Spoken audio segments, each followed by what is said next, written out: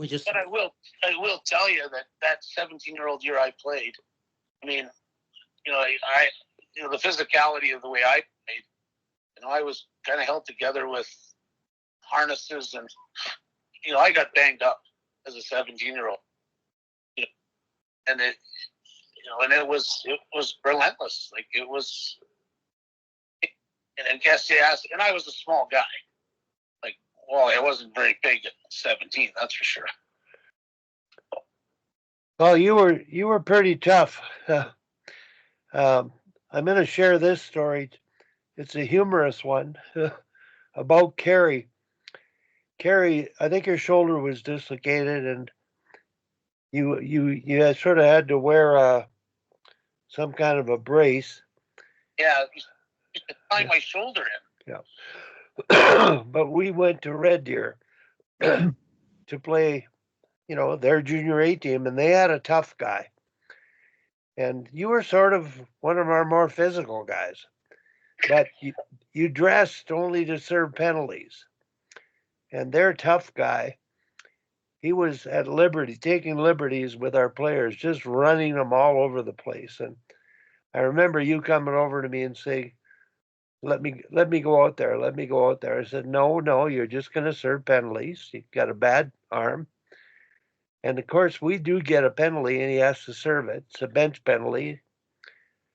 But when he came out, of course, what does he do? This guy's on the ice, and he sets two with him, and he didn't lose, but he managed to tie him up and stand up to him. And we turned the game around, and we did win that game.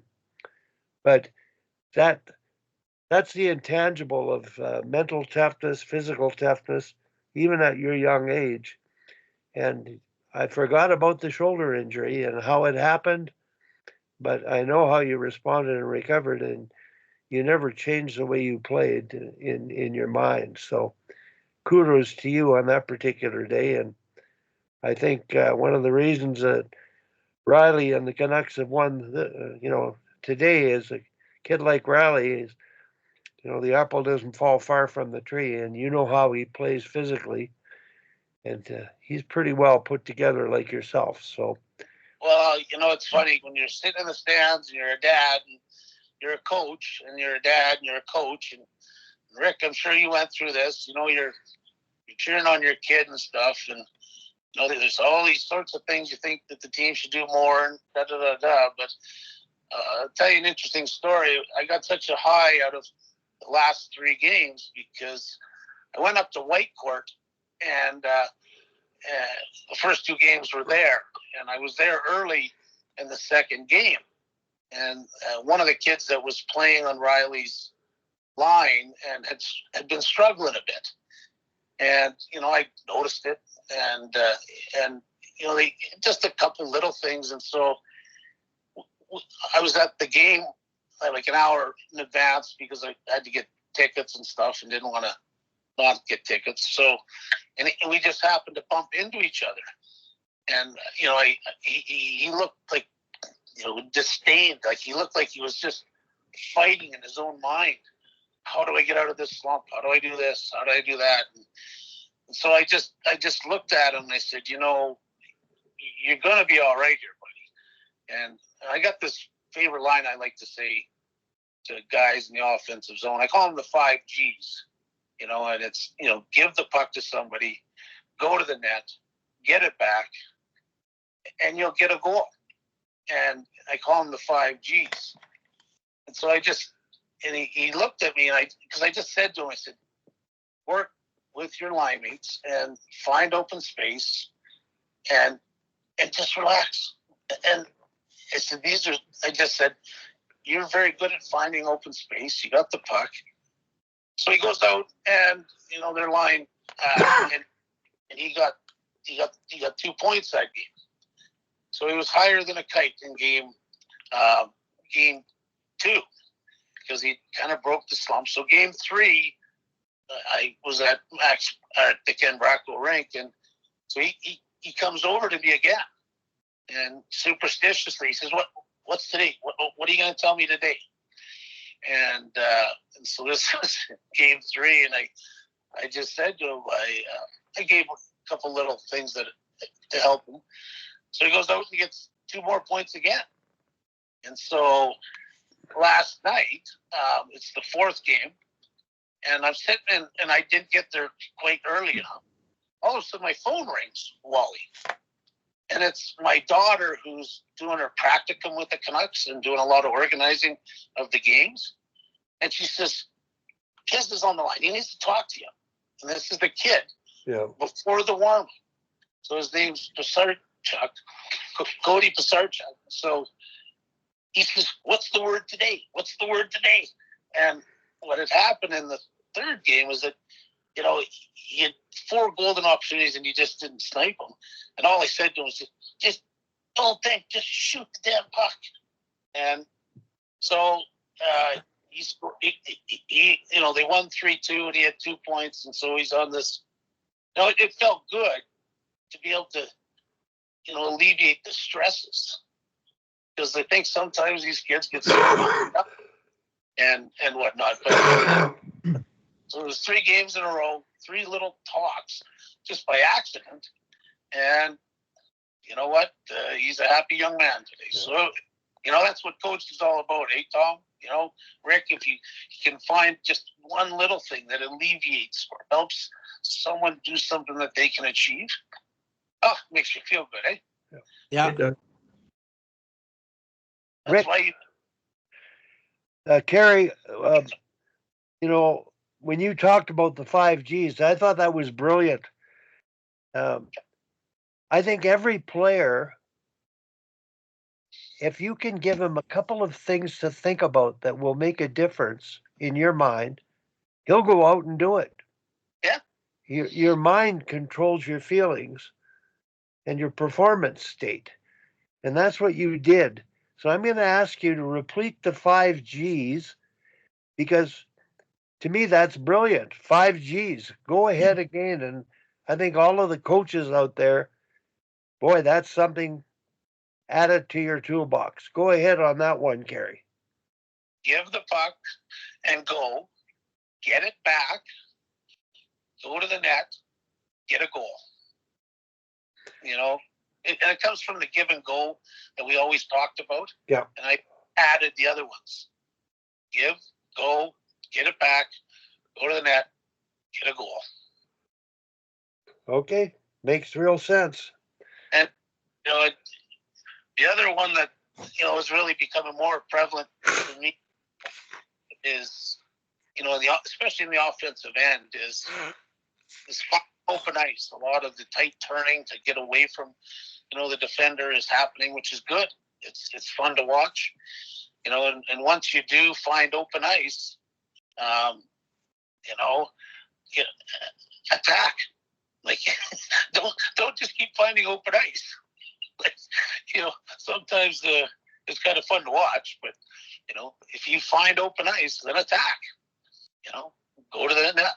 But that's part of overwatching the game, I guess. Well, you talk about finding open ice. I talk about creating it. Yeah, I guess. In evasive tight turn, you're going to have space and time. And what I find at the female hockey this year that I've watched, nobody uses a tight turn. They can't tight turn both ways with the puck and accelerate to gain space. And the few that do on their backhand side pretty well, they don't get their eyes up to read the ice, to take the space, or to see people that are being open. And that to me is the most missing aspect of our minor hockey game today, the ability to create space and time with evasive tactical skating tactics, with puck control, and get the eyes up to think and see and make the right play, take the lane, go in to score, or make the pass, give and go, get back in the situation, support it. But all good points, good coaching points. So, Rick, anything to add to the sort of your imagery and words? And Tom, as you coach, have you got any little visual kind of words or phrases that you use that have worked for you coaching the game? Nothing to the magnitude that Carrie's. I like what Carrie said there. I actually made a note on it. One of the things I've often told players is about mistakes when they're trying to play too cautious and afraid to make a mistake. I tell them that if you're not making any, you're just not trying hard enough. You've got to be comfortable with a risk-reward scenario. Don't make the same ones over again, but don't be afraid to experiment in the right situations. It's a good one. Go play. Yeah. Exactly. The game is so full of variables that you couldn't possibly cover them all and all the contingencies. So get out there and deal with what happens. Well, there's no sport that moves faster than hockey. Agreed. And you listen to football players or basketball players while they down in the States when they like say someone like Charles Barkley. After watching his first hockey game, he was amazed. He's going, these guys are athletic, they're big, they're on skates, they have a stick, and they're fast. He goes, what kind of sport is that? But it's true. Like, I mean, it is a Yeah, there's no doubt about it being the most demanding sport of all sports, personally, as a player, and then being able to think quick. And Tom, the quote of Tarasov, more important than the speed of foot and speed of hand is the speed of mind. Speed of mind. Yeah. And Tom, I'm curious if you have any things in your back pocket, words or phrases that you use to get kids and teams to focus. I know I'm saying stuff to kids like that all the time, but my mind's going blank. One thing I do is I have them repeat after me. Shoot where the goalie's coming from, not where they're going. And but right now I've gone blank on a few things because we had a Halloween game at Sate there, and one team in the Halloween, they had these white jerseys on, and they all wrote my sayings on the front of their jerseys. So,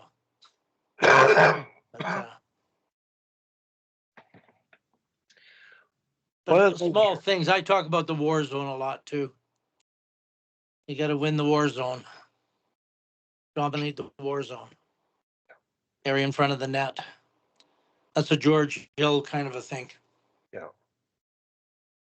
One of the things I learned from a U15 coach this year, coaching U15, I watched them practice and their jerseys were all mixed up and they were playing a little bit of a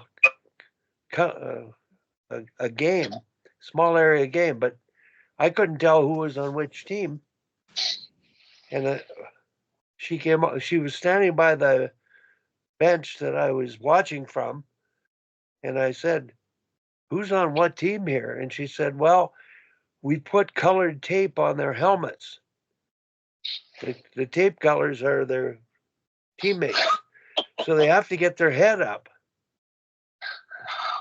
That's awesome. It's an amazing little trick. And she admitted she borrowed it from the Global fellow who created Global. That was one of the things he brought to the table.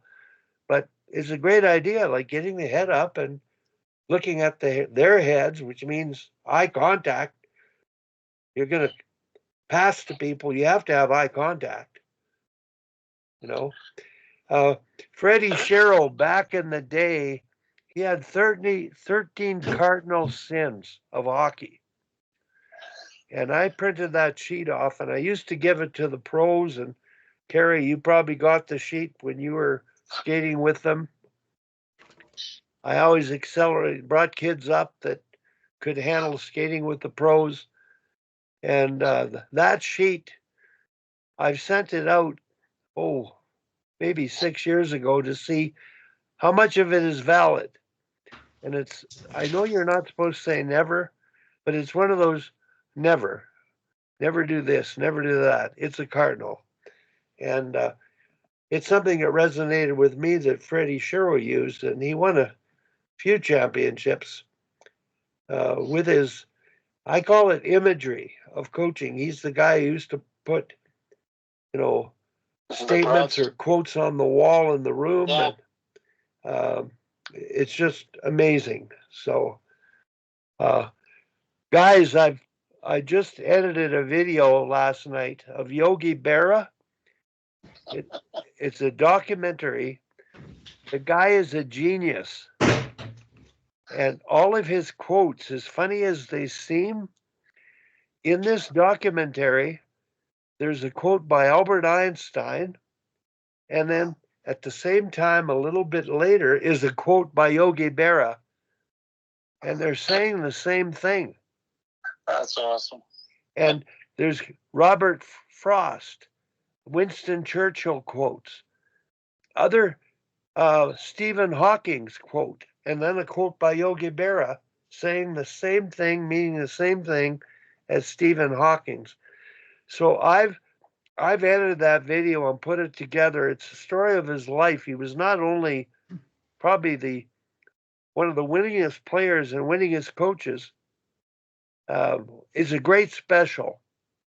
If you ever can find it on Netflix, I recommend it. But when I watch it, I edited parts out and I put it together in a video, and I'm going to share that with everybody that's on here today and the Sharks audience. And you may need a speaker and turn the volume up a bit, but I've got the quotes in at the beginning, at the end, and I've got his daughter or his sons talking about him and his career, and there's background footage. President Obama is talking, and then another USA president is talking when he was awarded the Medal of Honor for his heroism, and the presidents talk about him as a character and having his sense of humor and his ability to use the English language in a way where you were left scratching your head. So I really enjoyed that. I thought it's a good thing to bring up at the time because Yogi was a player's coach. The players loved him. In that episode, he got hired and fired by Steinbrenner of the Yankees, and boy, it was not a good thing. But eventually, Steinbrenner many years later apologized to him, and they did become friends again. And he did return to Yankee Stadium to be recognized for everything he had ever done. So it's a tremendous documentary. Like it's awesome. Yeah. Have you seen it, Gary? Yeah, I have. Yeah, it's pretty special. Yeah. There's one other one just before I forgot. This one just came up the other day with all the individuality happening and a way to help youth. There's a phrase that got brought up, and I don't even know where it got brought up. This hockey mind was talking about, heading up the ice and using the word. He just used the word scanning the ice to get your head up. But he just called it scan everywhere you're at, all the time. And I thought that was maybe that's a new way of getting through. We used to just say head up. Head man the puck. Yeah, 6 months ago, Sammy Jo Small used the term scanning with her U9 team and her U11 team. She used the word scanning, getting them to scan. In other words, see. Head up doesn't mean you're seeing. And the idea, vision and seeing and visualizing and seeing everything and making decisions based on what you see, that's the essence of hockey sense. And Gretzky had it, and I think all kids have it if we let them see and let them think and let them make their own decisions. And Gary, it's quite simple. That means let them play. Yep.